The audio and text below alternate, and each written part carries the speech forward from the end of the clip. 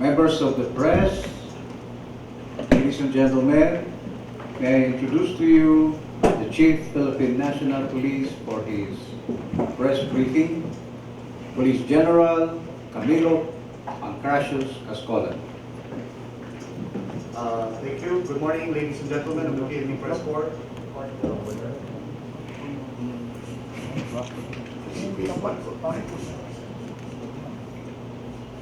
And to all our online viewers following us via FB Live, magandang araw po sa inyong lahat.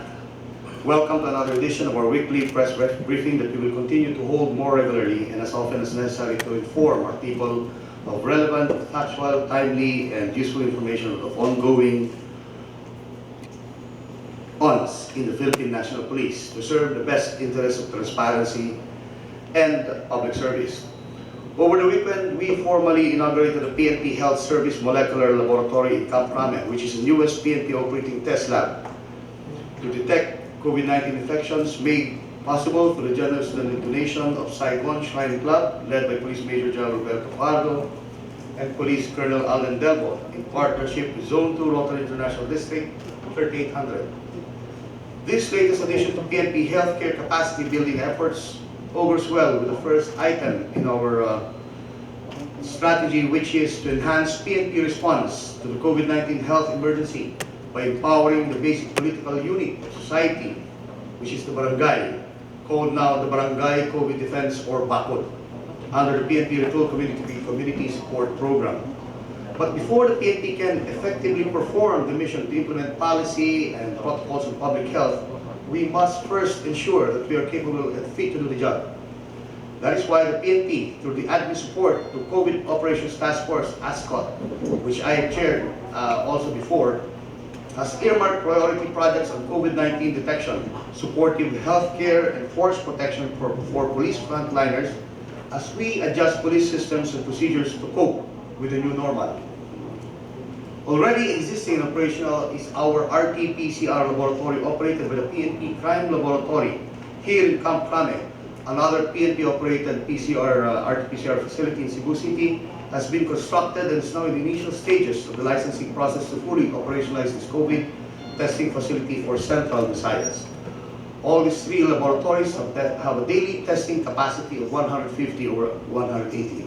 And as I may add, there is actually a second RT-PCR which will be controlled by our health service, and it is already, we are just awaiting for the approval of Department of Health.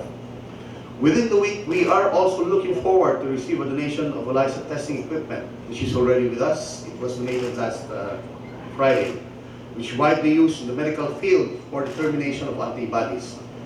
The equipment has been evaluated by the Chief Pathologist of the PNP Health Service. As of 6 p.m. yesterday, September 13, we have recorded a total of 5,000 confirmed COVID-19 cases among the PNP personnel, 3,623 of whom have since recovered from the infection and have returned to full duty status. That's more or less 75 to 80%, while 16 died due to medical comorbidities and complications. Of the 1,421 active cases at present, 137 are under quarantine, 34 are receiving treatment in medical facilities. It should be noted that the recovery rate of PNP cases is at 71.6, consistent with rates posted on a national scale. 71 na pala yan. Okay. For the second item, we will set up PNP strategic direction in implementing the national campaign against illegal drugs. We are sustaining the momentum of police operations with greater focus on high-value individuals engaged in trafficking and distribution of illegal drugs.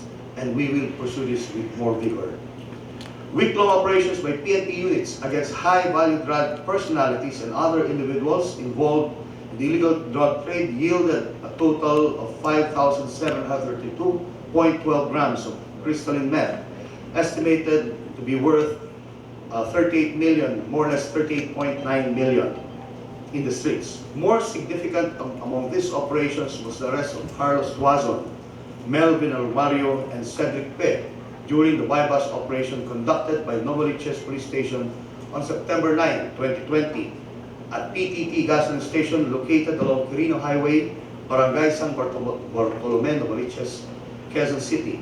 The 3 suspects were caught in possession of 422.15 grams of crystal meth with a street value of more or less 2.87 million. The PNP anti-illegal drugs campaign will be carried out with renewed vigor and aggressiveness with the PNP Drug Enforcement Group leading the charge against the drug syndicates and its network of suppliers, peddlers, and patrons, and all other persons involved in illegal drugs, including our own personnel. This will, of course, be in coordination also with the Philippine Drug Enforcement Agency. We will enhance and sustain our relationship with the PGEN and other law enforcement agencies for that matter. Since July 2016, a total of 454 PNP personnel were found positive for drug use during periodic and random drug testing, 429 of whom were met at the penalty of dismissal from the service. On internal security and anti-criminality support, Executive Order Number 70 to end local communist armed conflict, or the LCAP as we always mention, is expected to be bolstered further by the realignment of regional and police maneuver units to be placed under the operational control of the Directorate for Integrated Police Operations that will be under the command of a Police Lieutenant General.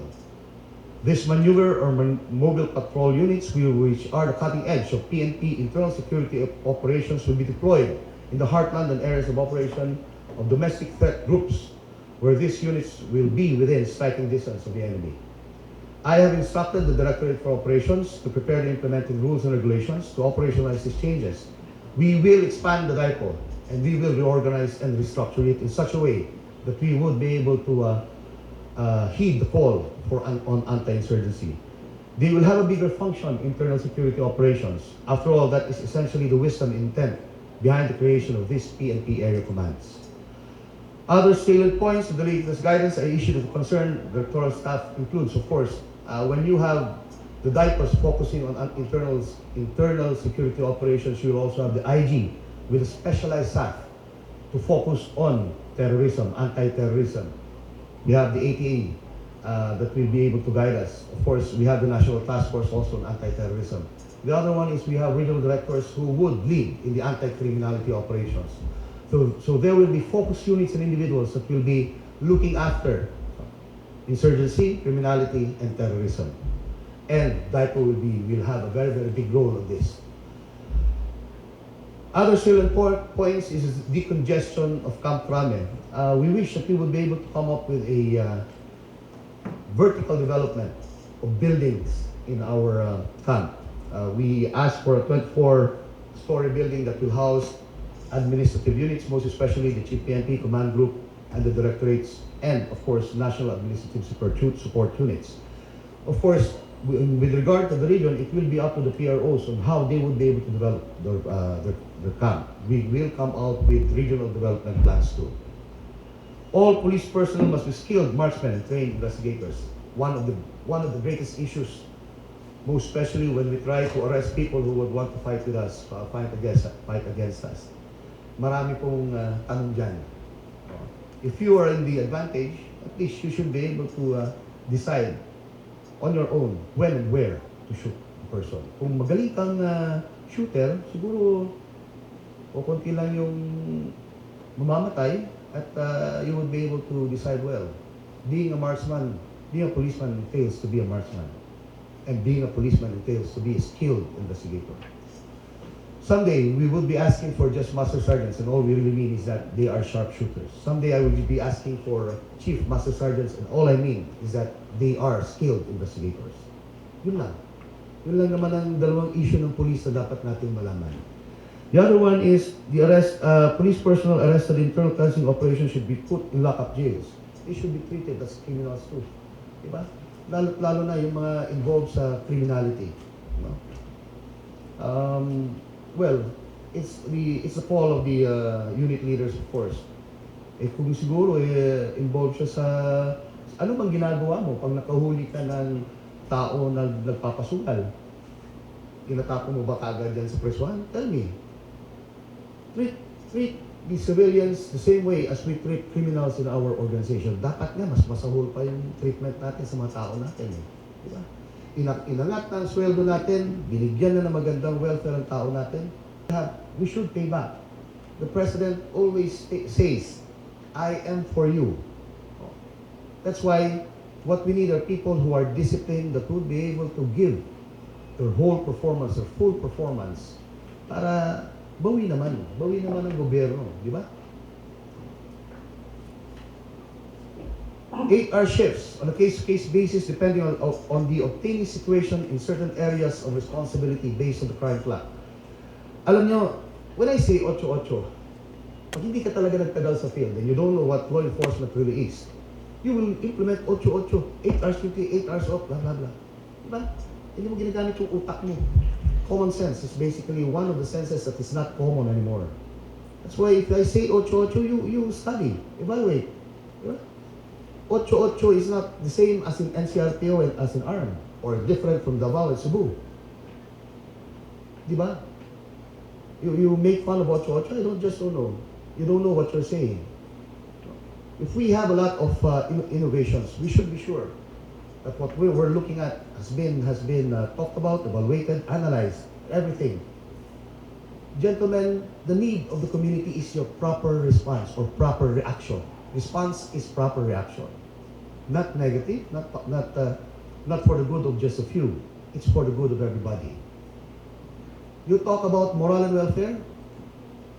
Well, I've been with a lot of people for more than 25 years in the field, and a lot of people have been dying together with us. Whether it be in anti-insurgency or just mere accidents. Ang kailangan ng tao ay mga leader na taus-puso mo nagsisilbi para sa mga taong siniservisyon nila. Proteksyon.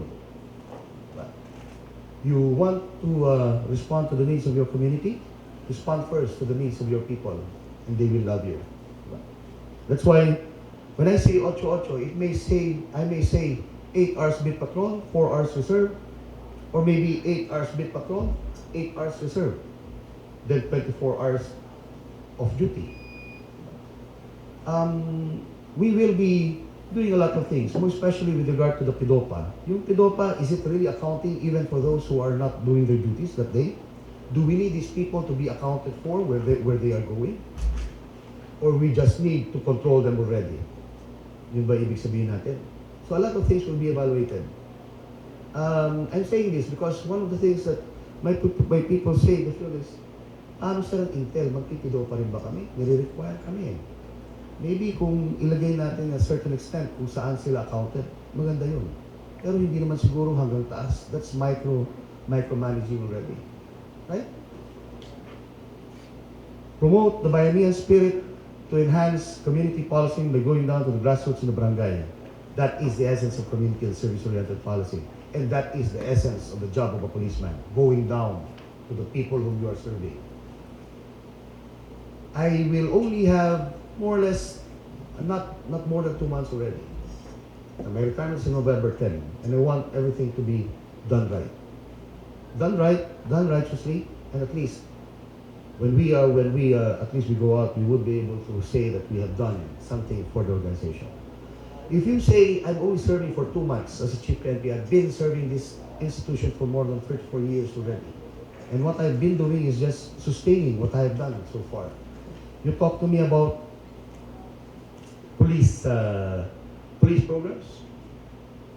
The anti-drug campaign came from us. Me, General Bato, with the help, of course, of General Kinsay and a little help from General Magaway. We did that. As the Vice President said before, maganda naman pala yung pan eh. Diba? Medyo may problema lang sa baba. Enhanced managing police operations. That is basically one of the things or the experiences that I had for more than 25 years in the field. Hindi ako nagbabasa ng pan. Ang tinitingnan ko lang parati experience and the people whom I serve and the people whom I'm with. So, if you talk about enhanced managing police operations, I want that to be cascaded. If you want it to be evaluated, add up something, remove something, it's up to you. Sundin mo yun, I think, simultaneously implemented, it's good. That's why ENPO has done a lot for double barrel before, on the anti-illegal drug campaign before. That's why we need to do a lot of things. We hit the ground running, but these things are actually sustainable and continuing plans ever since. PNP has been my project since I was at TCDS, even NPTI. The Climate Development Plan was a project of mine when I was still in TCDS too. That's why if you say that it's a long program, yes, it's true. It's very, very true. And these things have been evaluated even before. Facilities development, what are the issues here at the top? Quartering. Ano mo, kung minsan nakikipag-away pa yung general para makakuha ng quarters dito sa loob ng kampo. Kayo, can we not house you in it? If we are able to develop facilities here for you and for everybody working inside, would it be much better? Baka mamaya may ari dyan, nagkuhan dyan sa hotel. Baka mamaya, paglabas niya, ambush siya kaagad. This one is a security haven. Camcolan is a security haven. And we need to take care of our people as much as we take care of the people we serve. Those are the things that we need to do. Kaya nga, that motto alone, integrity, what's that? Justice, service, and honor. The only time that you have given yourself honor is when you have given the service and the right justice to the people you serve and protect.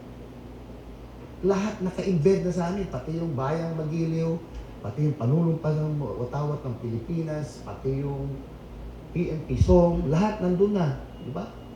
Meron pa dyan, magpapakamatay ng dahil sa'yo. Ang mamatay ng dahil sa'yo. Pero as much as possible, don't die. Because we need a lot of you. Di ba?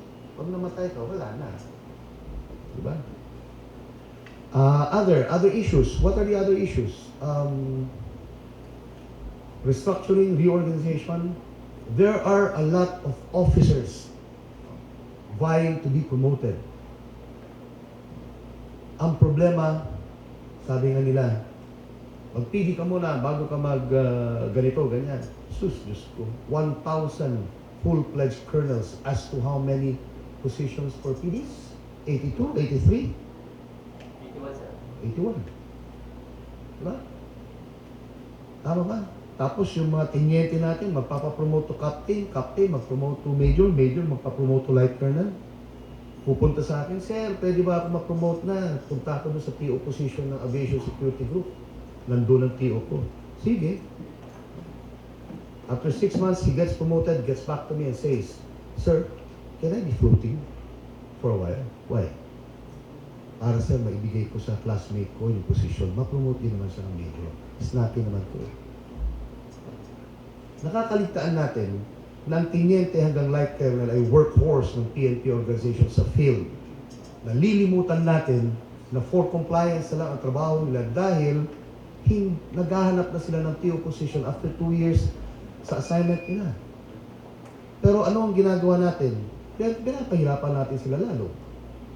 That is why the first order of the day is actually with DPRM is to come up with the Career Service Management Office. That RSS, Recruitment Selection Service, I was the one who actually pushed for that when I was still TCDS. They don't want to follow me because, as they say, madili lang yung recruitment. No, it's not. You have to go down. You have to go down to the universities, as I've said. You have to sell the PNP. You have to tell them, hindi ka pwede, bakit? 5'2" ka lang eh. Diba? So you have a wrong ambition already. If you're 5'2", you're just 5, magpupulis ka, lalaki ka, hindi na. Maghanap ka na ng iba kung hindi ka talaga po pwede. Diba? You tell them, you sell the PNP, give them the requirements, and you tell them what the PNP needs from them also. In so doing, maybe we would be able to come up with a lot of applicants who are supposed to be PNP. At the same time, you go to colleges and universities, have a quarterly evaluation of them, quarterly meeting, you would be able to sense already people who would be, who could be, and who should be PNP applicants or PNP officers. Just want to with you. That's my thinking. I'm different from everybody maybe. Gentlemen, I am a team player, but never a game player. I don't play games, most especially with this organization I have loved ever since. I want to do it right for this organization. If it takes me only about 6 weeks, well, at least I had that 6 weeks.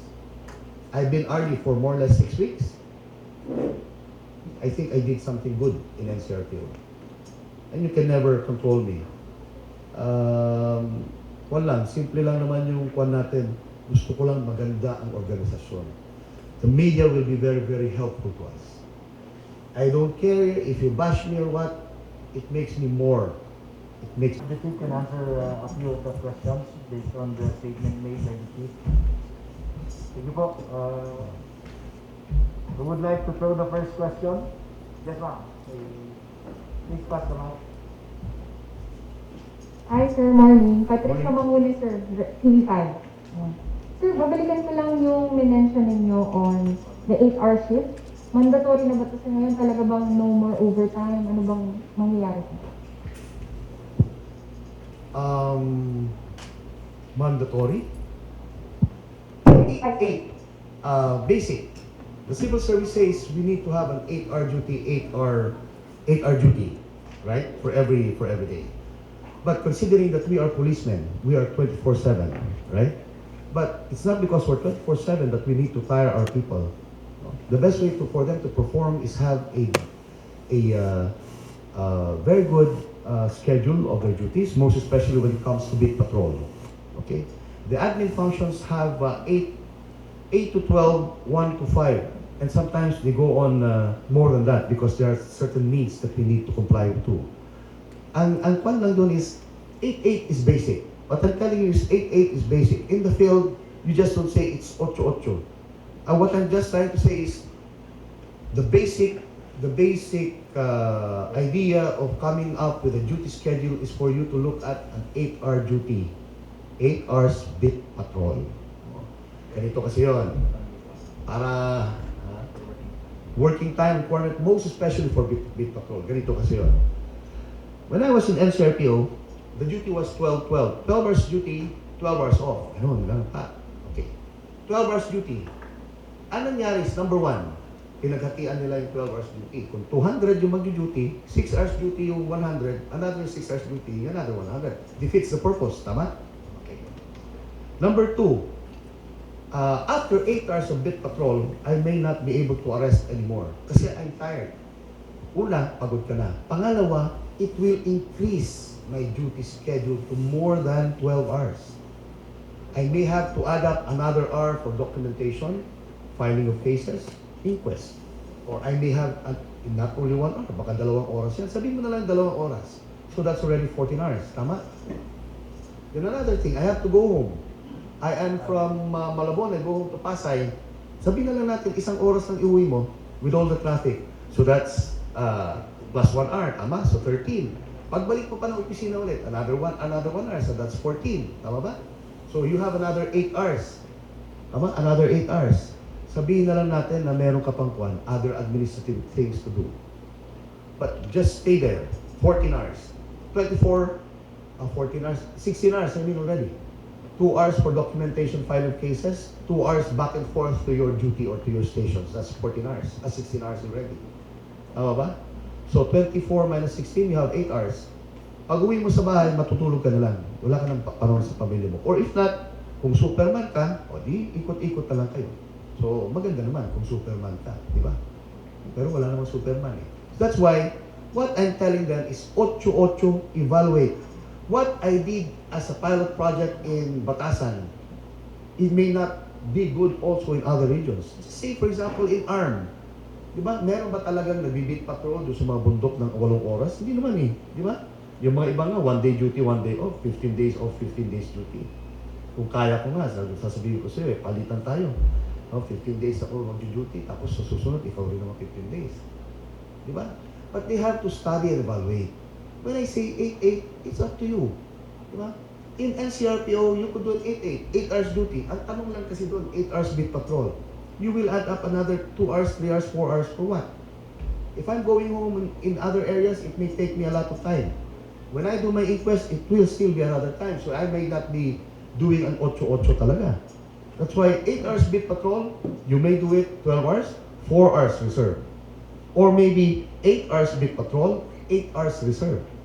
Tama? And then afterwards, a 24-hour day off, which will be good. Then the other one is not just 8-8. Kasama nito yung kwan, yung sinasabi nating localization. That's why I told DP already to study that and make it a policy. If somebody wants to be transferred from region to region, of course, we should have a list. Para ililipat namin doon, magkakaroon ng paikot. No? Titingnan na rin nila, they will have to evaluate how many people does a region really need, a province really need. For province to province, it will be up to the regional director. Yeah? He will have to do it on his own. Basta tingnan lang niya na hindi magkukulang. Okay lang kung sobra, pero dapat hindi magkulang ang mga tao nang nagkukan ng patrolya para sa kanilang mga stasyon. You have a follow-up question, ma'am? Comprehensive na enough. Thank you. Sure, follow-up lang dun. So, ibig sabihin, sir, halimbawa sa mga local police, kung saan sila nakatira, most likely, doong police station na rin sila itatalaga. Tama ba yun, sir? Hindi naman gano'n. Kasi baka mapuno naman yun. Baka wala nang mapunta sa may ibang stasyon. Kung saan malapit ang iyong stasyon, number 1 is your areas of residence. Number 2 is kung saan malapit ang inyong bahay, doon kayo may tatalaga. Kung sabihin na natin, taga Region 1 ako, pero wala nang opening dyan sa Region 1. Siguro, pwede ka naman ma-assign dyan sa Region 3. Malapit-lapit sa Region 1. Tama? Proximity. Proximity. Okay. Sir, other issues, sir? Yeah. Okay. Sir, yung mga Metro Manila Mayor, kasi sir, karamihan sa kanila nag-close na po ng cemetery. No, aside from that, yung mga local commanders din, task ng GTF Covid Shield na makipag-ugnayan sa mga LGU. On the part of PNP, sir, in general, sa buong bansa, meron na ba tayong nadalatag na preparation for UNDAS protocol? Well, we are already preparing that. Pero yung ating sinabi mo, tama yun. Depende rin naman kung saan ang mga areas of concern natin with regard to COVID. Maganda talaga si NCR, tama yun, nagsarado lang ng sementeryo. Sabagay, wala ka nang binibisita, kundi semento na lang doon di ba? Kaya kumisan, mas maganda pa yung yung urn, yung tawag doon. Hindi ko na sinasabi na paano. Pero try to come up already with innovations. You can pray in your home already, di ba? Nasanay na tayo, yung iba hindi na nagmimisa. Pero nagdarasal. Tama?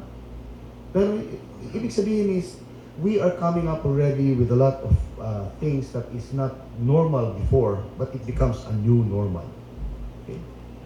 So, this will differ, all regions will differ from each other, depending on the infection or the pandemic. Okay? Last question, sir, on my part. Sir, starting today, na-reduce na yung social distancing sa public transport from 1 meter to 0.75. Are you in favor of this, sir? Yes, that is of course the proposal of our JTF Civil Shield Director General Gilor Ilyasar. Soon enough, siguro magiging 0.5, magiging 0.25, tapos magiging close na, di ba? Kasi we need to adjust already. Tulad ng sinabi ko nga, kailangan natin magkaroon ng innovations. Hindi yung porky sinabi, bawal yan, bawal. Pag-aralan nyo mabuti, di ba? We will come up with innovations and other initiatives so that we will be able to better our relationships and our services to the public. Meron pang last question? Sir, last week may pinatupad kayong reshuffle, pero may mga na-hold na reshuffle. Say again. Meron kayong mga pinatupad, sir, na reorganization, may mga na-reassign, pero some of those na-hold. Then, can you have, sir, an explanation bakit, sir, pinakancel mo na yung reassignment ni Sir Pero, Guhel, and Sir Escomo, sir? Well, with regard to that one, sometimes nga sabi nga natin, meron palang mga ginagawa na kailangan nilang tapusin sa kanilang mga stasyon. We took cognizance of that, and we also have to respect kung ano man ang ginagawa. And it's very important. Those jobs that they have to do in the field, hindi basta-basta pala may iwan, hindi pala basta-basta nila iiwan yan. And that's one thing. The other thing, of course, is that ayun, tama, yun yung sinabi ko. Sorry. Yun. Last question from Alfred. Morning, sir. Sir, dun sa internal fencing, sir, may binanggit ka kanina. yung you want to treat yung rogues in uniform as ordinary criminals, meaning ma-lock up sila dun sa mga ordinary cells. Dapat lang. How will you do that, sir? Kasi karamihan, pag nahuli yung mga police na involved sa mga irregularities, may mga, Actually, hindi irregularities ang sinasabi ko, ah. yes, Criminal activities. yes, sir.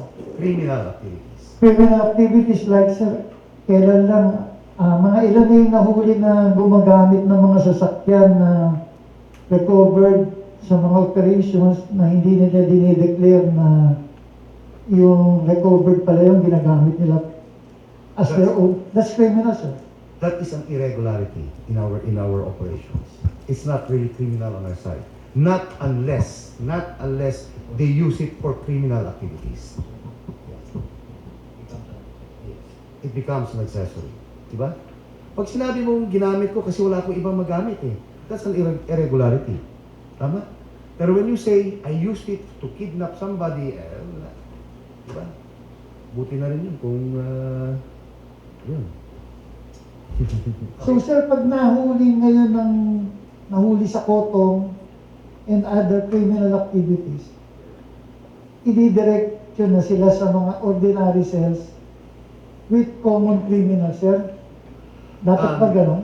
Try to differentiate when I say irregularity. Yung kotong sa kapulisan, what is that? Is it a criminal activity? When ang kukutungan mo lang is, tawag doon? It's parang bust operations yan eh, di ba? What is your idea of kotong? Binibigyan ka ng pera, 100. Kinuha mo. Tapos nagkataon na yung ginagamit mong sasakyan, hindi rin sa'yo. So how do you treat that? How do you treat that? Pag nakahuli ba tayo ng civilian na kumuha ng pera at hindi natin alam na kotong na pala, pinapreso ba natin kagad yun? Of course, here that's okay. Baka mas malaki pa. Diba? Ang ibig sabihin is, when you talk about criminal activities, what are those criminal activities? We will differentiate it then, para hindi kayo malilito. Gawin namin siguro doon, Alfred, we will give you what are the criminal activities we done, together with yung mga rather small activities, kung kailan may pipreso, para at least malaman na rin ang ating kapulisan. But as of this moment, I direct all regional directors to see to it that no motor vehicles, recovered motor vehicles are being used during operations and by our individuals, by PNP individuals. Okay? Okay po. Thank you very much, Chief. So many scheduled for today.